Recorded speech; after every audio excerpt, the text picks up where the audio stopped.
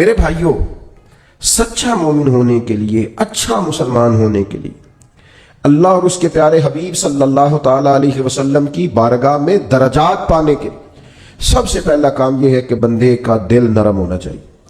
قرآن مجید نے پہلی علامت یہ بیان فرمائی کہ انما المؤمنون الذین اذا ذکر اللہ وجلت قلوبہم، جب ان کے سامنے اللہ کا ذکر کیا جاتا ہے تو ان کے دل ڈر جاتے ہیں۔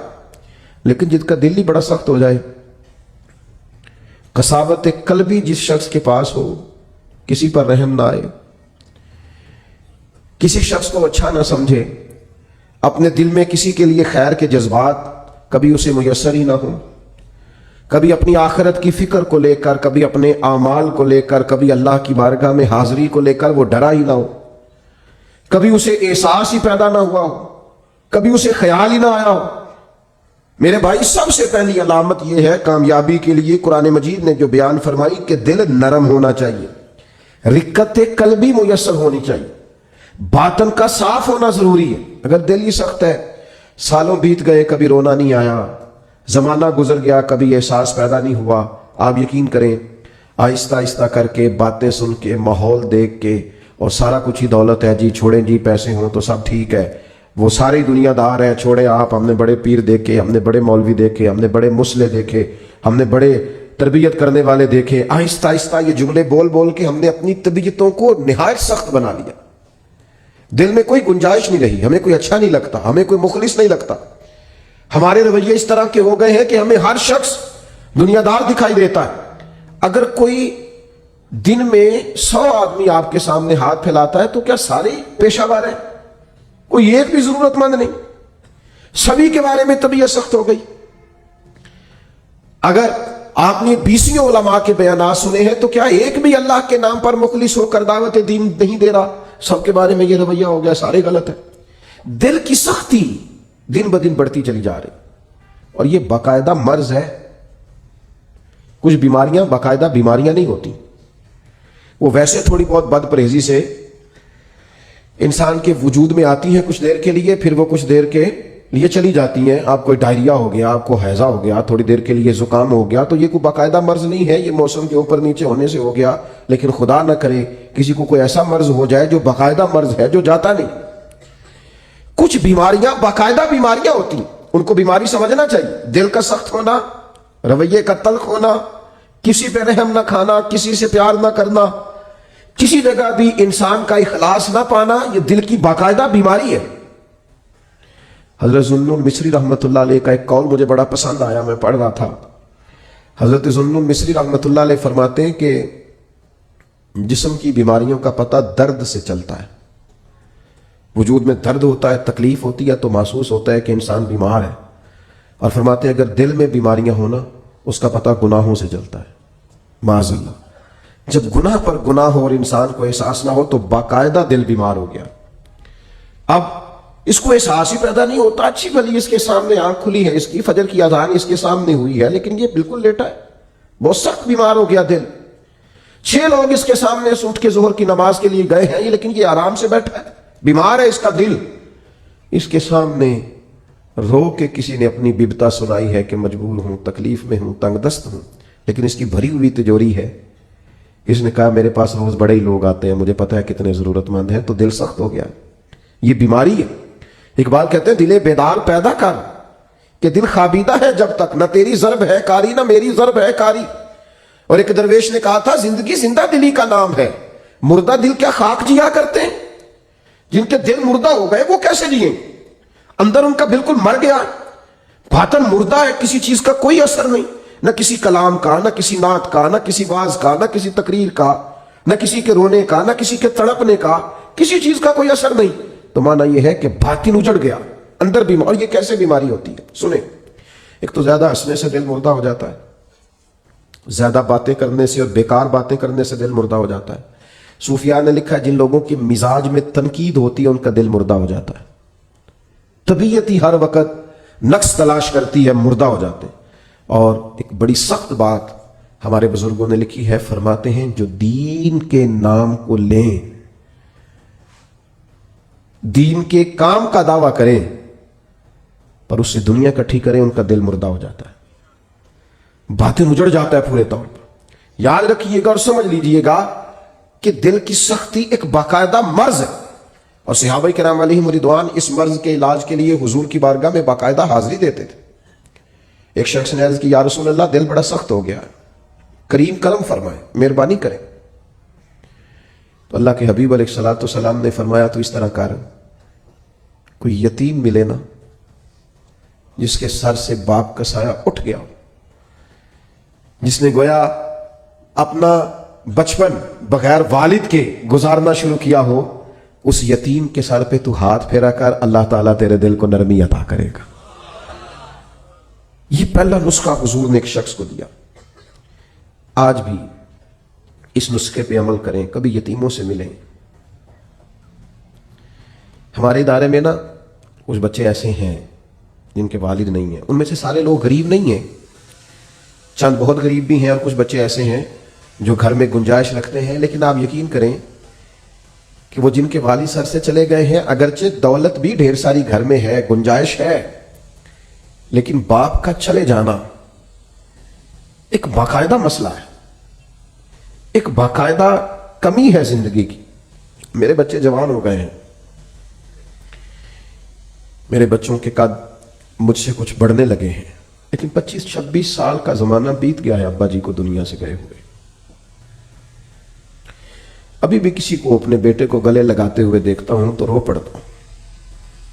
وہ درد ہے کہ وہ جاتا ہی نہیں، وہ کسک ہے کہ وہ ختم ہی نہیں ہوتی، وہ کمی ہے کہ وہ پورا ہونے کا نام ہی نہیں لیتی۔ اور کبھی کبھی یاد کرتا ہوں والدین کو تو اقبال کا لہجہ مستعار لے کے کہتا ہوں کہ میں تیری خدمت کے قابل جب ہوا تو چل بسی۔ وہ کہتے ہیں نا ابھی تو ٹائم آیا تھا کچھ دیکھنے کا، اور یہ کہ کچھ دیکھا نہیں۔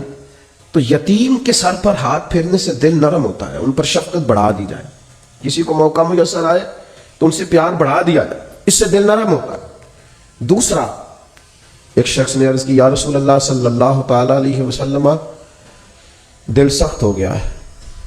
تو اللہ کے حبیب علیہ السلام نے اسے علاج بتایا، فرمایا موت کو کثرت سے یاد کیا کر، دل نرم ہو جائے گا۔ ایک منٹ کے لیے سوچا کر کہ مسجد میں اعلان ہوگا کہ تیرا انتقال ہو گیا، ایک منٹ کے لیے سوچیں کہ وقت آ گیا جانے کا، آ گئے لوگ جمع ہو گئے، تیاری ہو گئی، اور پھر یہ کہ کونوں میں اور نکروں میں کھڑے ہو کے مشورے ہونے لگے کہ جنازے کا ٹائم کیا رکھنا ہے، اور پھر یہ کہ تصور میں اس بات کو لانا کہ سبھی موجود تھے اور سب کے سامنے قبر بنائی گئی اور قبر میں رکھا گیا اور قبر کو بند کیا گیا۔ یہ وہ تصور ہے جو دل کو نرم کرتا ہے۔ یعنی وہ اورنگزیب عالمگیر نے دنیا سے جاتے ہوئے کہا تھا کہ میرے دونوں ہاتھ کفن سے باہر نکالنا، لوگوں کو پتا چلے اتنا بڑا فرما روا دنیا سے جا رہا ہے اور خالی ہاتھ جا رہا ہے، کچھ لے کر کے ساتھ نہیں جانا، کچھ بھی۔ یہ تصور جب انسان پکا کرتا ہے نا کہ میں نے جانا ہے، دل نرم ہو جاتا ہے۔ لیکن یہاں جانے کا ارادہ کس کا ہے؟ کوئی پروگرام نہیں۔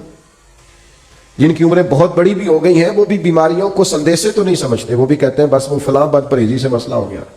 یہ تو سندیسے ہیں، یہ تو پیغامات ہیں، یہ تو لوٹ جانے کے بہانے۔ جاگنا ہے جاگ لے افلاک کے سائے تلے، پھر حشر تک سوتا رہے گا خاک کے سائے تلے۔ مرنا ہے، چھوڑنی ہے دنیا، جانا ہے، کسی وقت بھی پیغام اجل آئے گا۔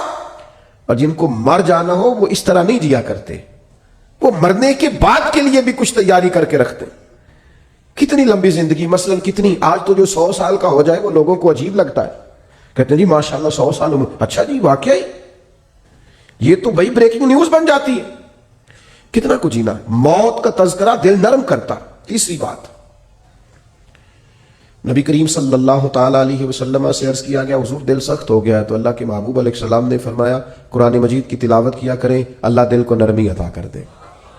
یہ قرآن مجید نا یہ شفا ہے، وَنُنَزِّلُ مِنَ الْقُرْآنِ مَا هُوَ شِفَاءٌ وَرَحْمَةٌ لِّلْمُؤْمِنِينَ، یہ قرآن مجید شفا ہے مومنوں کے لیے۔ اور ایک مقام پہ فرمایا شِفَاءٌ لِّمَا فِي الصُّدُورِ، یہ دلوں کے لیے شفا۔ آپ جب قرآن مجید پڑھیں گے، تلاوت کریں گے تو دل پاک ہوگا، صاف ہوگا۔ آج میں بڑے شوق سے کلام سنتا ہوں بزرگوں کا، آپ بھی سنتے ہیں، میاں صاحب کے کلام کا کیوں اثر ہوتا ہے دل پر، کیوں لوگ رونے لگتے ہیں؟ مختلف بزرگوں کی نعتیں سن کر کیوں دل پہ اثر ہوتا ہے، لوگ رونے لگتے ہیں؟ اس لیے کہ ان کے مفاہیم کا ہمیں پتہ ہے۔ قرآن مجید کی تلاوت سن کر کے دل پر اثر کیوں نہیں ہوتا؟ اس لیے کہ ہم نے ترجمے سے سیکھا ہی نہیں۔ اگر کبھی ہمیں اس کے مفہوم کا پتہ چلے تو ہمیں ڈھیر سارا رونا ہے، ہمارا دل صاف ہو جائے، بہت ساری جگہوں پہ چوٹ لگے. تو نبی پاک علیہ السلام نے ایک حال دل کی سختی کا قرآن مجید کی تلاوت کو بتایا. ایک مقام پہ نبی پاک علیہ السلام نے خود ارشاد فرمایا ہر چیز کو زنگ لگ جاتا ہے جیسے لوہے کو زنگ لگ جاتا ہے، فرمایا اسی طرح دلوں کو بھی زنگ لگ جاتا ہے. دل بھی زنگ آلود ہو جاتے ہیں، دلوں کو زنگ لگ جاتا ہے. اور زنگ، یہ غور کریں، یہ دل کا زنگ نا تھوڑا غور کریں تو پتہ ویسے چل جاتا ہے لگا ہوا ہے آج کل کے نہیں. کوئی چیز باہر پڑی رہے نا تو وہ اس کو زنگ لگ جاتا ہے، کہتے ہیں بارش میں پڑی رہی دیکھا نہیں، زنگ آلود. یہ دل بھی ایسے ہی پڑا رہے نا، کبھی ذکر نہ کرے، کبھی درود و سلام نہ پڑھے، کبھی تلاوت قرآن مجید نہ کرے، کبھی رات کو اٹھ کے روئے نہ، تو اس کو بھی زنگ لگ جاتا ہے. تو حضور نے فرمایا ہر چیز کا زنگ اتارنے کا آلہ ہوتا ہے. کیا کہتے ہیں؟ ہمارے لوہے کو زنگ لگ جائے تو کس چیز سے اتارتے ہیں؟ ریگ مارتے ہیں. حضور نے فرمایا ہر چیز کا زنگ اتارنے کا آلہ ہوتا ہے جب دل کو زنگ لگ جائے تو اللہ کا ذکر کرو، دلوں کا زنگ اتر جائے گا. اللہ کی یاد کرو، تسبیح پڑھو، اللہ کی حمد کرو، اللہ کی تکبیر بیان کرو. یہ جو صوفیاء ذکر کراتے تھے نا، بار بار ضربیں لگتی تھی تو اس سے دل کا زنگ ہی تو اترتا تھا. اور ایک بات تمام صوفیاء نے لکھی ہے، وہ کہتے ہیں صحبت صالح سے بھی زنگ اترتا ہے. اچھے لوگوں کے پاس بیٹھیں تو دلوں کا زنگ اترتا ہے، اور برے لوگوں کے پاس بیٹھیں تو دلوں پہ زنگ چڑھتا ہے. آپ برے لوگوں کی صحبت میں بیٹھیں، معاذ اللہ جو دنیا دار ہیں جو آپ کو کہیں گے چھوڑو یار تم کس چکر میں پڑ گئے، دنیا بڑی میٹھی ہے اور یہی دنیا میں ہی سارے ذائقے ہیں، آپ ایسے لوگوں کی طرف جائیں تو آپ محسوس کریں گے دل زنگ آلود ہو گیا. چنگیاں دے لڑ لگی سا میری چولی چ پھول پئے، پیڑیاں نال میں رل گئی تے میرے اگلے بھی ڈول گئے. تو یہ بری صحبت جو ہوتی ہے یہ نقصان دیتی ہے. تو یہ کچھ علاج ہے، یہ کریں، اس سے دل کا زنگ دور ہوگا. یہ واہ سے بھی زنگ چڑھتا ہے، میرے جیسے لوگوں کی تعریفیں ہوتی ہیں نا، اور یہ بہت بڑی مصیبت ہے، اس سے بھی زنگ چڑھتا ہے. اس سے خوشامد، تعریف، مزاج ہم نے دیکھا ہے. امام غزالی فرماتے ہیں جب کوئی علم پڑھنے کے لیے بیٹھتا ہے تو تکبر کا بوٹا لگتا ہے، اور پھر جیسے جیسے وہ علم پڑھتا جاتا ہے وہ پودا جوان ہو کے درخت بنتا جاتا ہے. تو یہ دولت ہو، یہ خوبصورتی ہو، یہ علم ہو، یہ کوئی عہدہ ہو، یہ بعض اوقات انسان کو فتنے میں مبتلا کرتے ہیں، دل سخت ہو جاتا ہے، گھٹن پیدا ہوتی.